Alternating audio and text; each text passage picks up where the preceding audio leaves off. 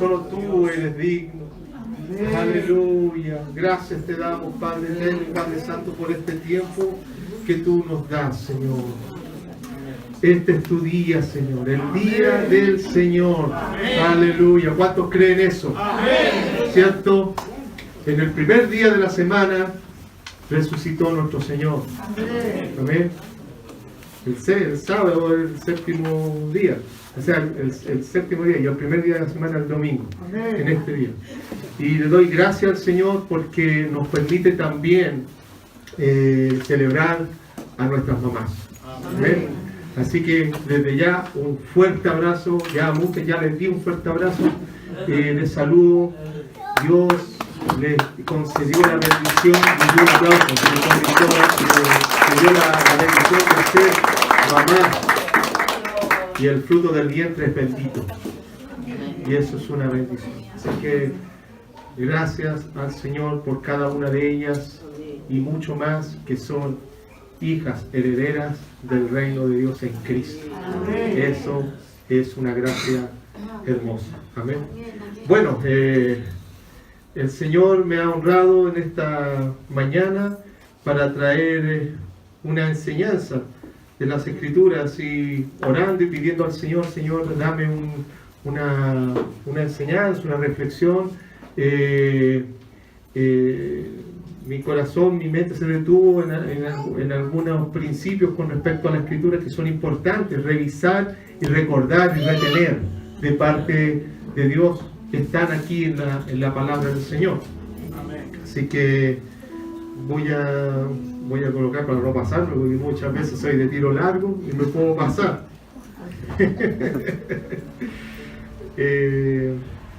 Vamos a colocar acá.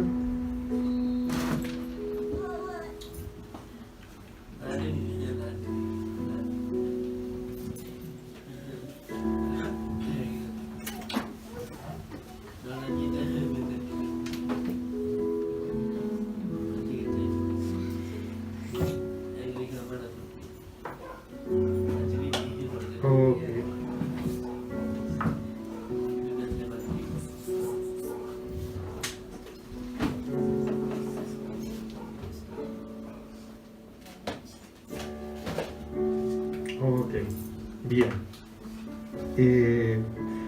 Bueno, orando al Señor, como les decía, hermana, le pedí al Señor que me diera una palabra para este día, y el Señor puso algunas cosas bien importantes ahí en mi mente y en mi corazón, la ayuda del Espíritu Santo. Vamos a orar primeramente y le vamos a pedir que Él nos enseñe.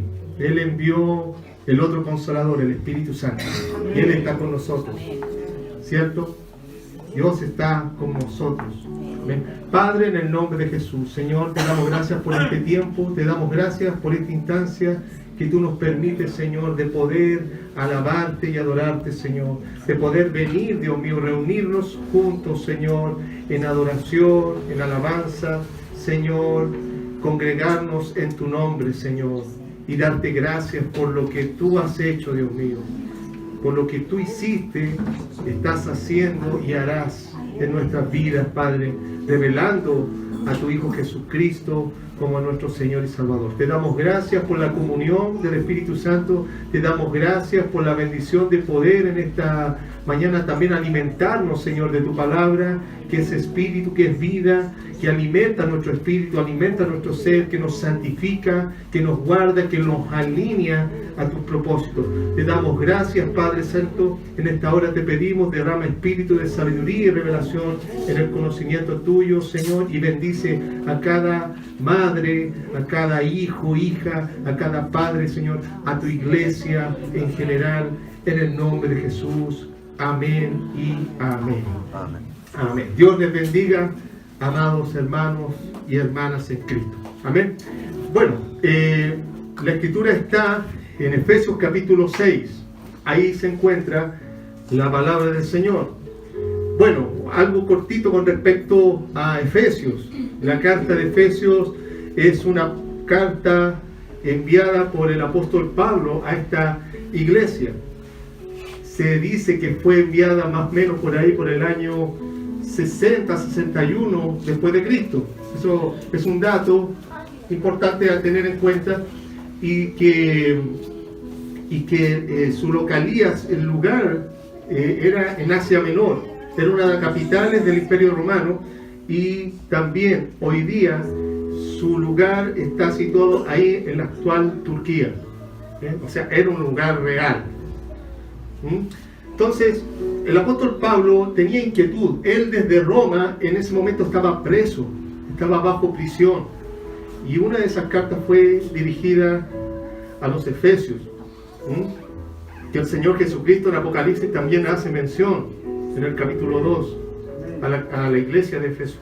Entonces él tenía el deseo y tenía la inquietud de estimular la fe de los hermanos, de levantar la fe de los hermanos, y también que ellos se supieran desenvolver con la fe que Dios les había dado en Cristo. Amén. Entonces comenzó a darles distintas enseñanzas y distintas exhortaciones para que ellos la guardaran. Bueno, el contexto de este capítulo habla de Cristo y la iglesia como un modelo para el hogar. ¿Ok? Habla de cómo el hombre, el esposo, debe amar a su mujer, y la esposa debe respetar a su marido. ¿Ok?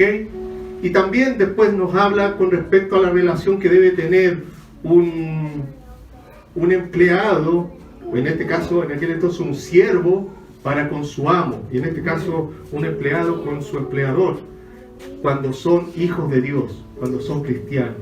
Esa era la inquietud del apóstol. Pero en medio de este contexto nos habla también de una relación bien particular, que viene siendo el núcleo en el cual Dios centra su obra en las distintas naciones, que es la familia. Tiene que ver con la familia. Vamos a ir a Efesios capítulo 6, del verso 1 al 4. Se los voy a leer en el nombre del Señor. Dice así: hijos, obedeced en el Señor a vuestros padres, porque esto es justo. Honra a tu padre y a tu madre, que es el primer mandamiento con promesa, para que te vaya bien y seas de larga vida sobre la tierra. Y vosotros, padres, no provoquéis a ira a vuestros hijos, sino criadlos en disciplina y amonestación del Señor. Amén.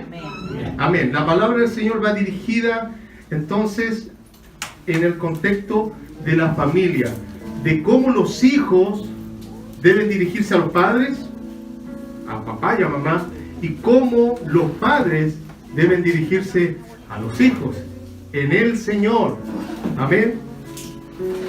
Cuando vamos leyendo desde el versículo 1 al 4, hay una tónica constante, hay una palabra constante que está ligada a la obediencia. Si podemos ver el versículo 1, dice: obedezcan a sus padres. Le dice a los hijos: obedezcan a sus padres. En el versículo 2 al 3 hace mención de un mandamiento dado por Dios a Moisés, ¿cierto? Dice: porque el primer mandamiento de Dios es con promesa: amarás, o sea, honra a tu padre y a tu madre. Amén. Y el verso 4 le dice a los padres: críenlos en la obediencia e instrucción del Señor. O sea, nos está hablando con respecto a la obediencia, ¿cierto? Con respecto de obedecer un mandamiento, una directriz, y de acuerdo a ese mandamiento y a esa directriz alinear nuestras vidas. Ahora bien, nosotros entendemos, aún sin el Señor, sin antes conocer a Cristo, que es bueno obedecer. Y hay que obedecer reglas, ¿cierto? En todo aspecto hay reglas. En todo orden hay reglas. Muchas veces nosotros las obedecemos. La pregunta es: ¿se puede obedecer sin tener una motivación correcta? ¿Se podrá obedecer sin tener una motivación correcta? Le doy un ejemplo. Usted, por ejemplo, en su trabajo, el jefe le va a dar una instrucción, le va a decir, sabe, usted tiene que hacer A, B y C. Y además, tiene que hacer D. Entonces, bueno, A, B y C me corresponden, pero D no me corresponden.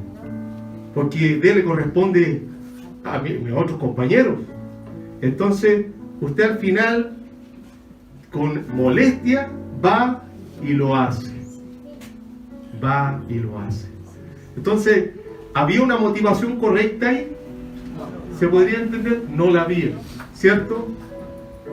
Otro ejemplo puede ser el mismo ejemplo de un hijo. Todos hemos sido hijos y nuestros padres nos han dicho haz A, B y C y también haz D. Entonces, claro, bueno, a ver, si no lo hago me van a pegar, o si no lo hago me van a castigar. Entonces ya, lo voy a hacer, aunque no quiera, pero ya lo voy a hacer. Entonces, claro, el punto tiene que ver con la motivación. Yo le doy gracias a Dios porque Dios nos ha estado discipulando a través del pastor y nos ha estado hablando sobre este tema. Qué importante es la motivación en nuestro corazón. Y el versículo 2 nos habla de aquella motivación. Nos habla de aquella motivación. Dice el versículo 2, honra a tu padre y a tu madre, que es el primer mandamiento con promesa. La pregunta es, ¿cuál es la motivación? Es la honra. Tiene que ver con honrar. Amén. Tiene que ver con que yo voy a hacer esto porque voy a honrar a esa otra persona. Voy a obedecer porque voy a honrar aquello que está delante. Amén. Entonces, esa viene siendo la motivación correcta.